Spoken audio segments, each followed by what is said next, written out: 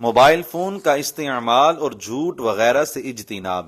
جھوٹ، غیبت، چغلی، مسلمانوں کی عزت اچھالنا، ان کے درمیان نفرتیں ڈالنا اور بلا وجہ انہیں تکلیف دینا، یہ سب ایسے کبیرہ گناہ ہیں جن سے شریعت مطہرہ نے سختی کے ساتھ منع فرمایا ہے، مگر فون کا غلط استعمال کرنے والے اس کے ذریعے نہ صرف ان تمام گناہوں کا ارتکاب کرتے ہیں بلکہ جانے انجانے میں ان جرائم کو فروغ دینے کا سبب بھی بنتے ہیں۔ مثلا نمبر 1، ہوتے کسی اور جگہ ہیں مگر فون پر جھوٹ بولتے ہیں کہ فلاں جگہ ہوں۔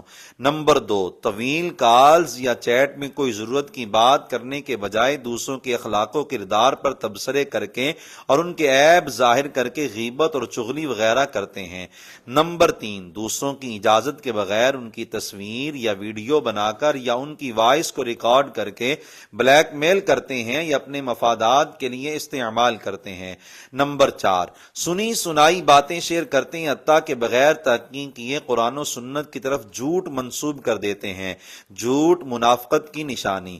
سیدنا عبداللہ بن عمر رضی اللہ تعالی عنہما سے مروی ہے کہ جان رحمت صلی اللہ علیہ وآلہ وسلم نے فرمایا، اربع من کن فیہ کان منافقا خالصا ومن کانت فیہ خصلۃ منہن کانت فیہ خصلۃ من النفاق حتی یدعها اذا اؤتمن خان واذا حدث کذب واذا عاہد غدر واذا خاصم فجر، یعنی جس شخص میں 4 عادتیں ہوں وہ یعنی عمل کے اعتبار سے پکا منافق ہے، اور جس شخص میں ان میں سے ایک بات ہو اس میں نفاق کی ایک خصلت ہے یہاں تک کہ وہ اسے چھوڑ دے۔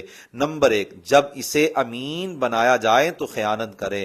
نمبر 2، جب بات کرے تو جھوٹ بولے، جب وعدہ کرے تو دھوکہ دے یعنی وعدہ خلافی کرے، اور جب جھگڑا کرے تو گالی دے۔ بغیر تحقیق بات پھیلانے کی ممانعت۔ اللہ تعالیٰ اور اس کے محبوب مکرم صلی اللہ تعالی علیہ وآلہ وسلم کی طرف جھوٹ منسوب کرنے پر جہنم کی وعید ارشاد فرمائی گئی ہے، اور روز مرہ باتوں میں بھی بلا تحقیق سنی سنائی باتیں پھیلانے سے سختی کے ساتھ منع فرمایا گیا ہے۔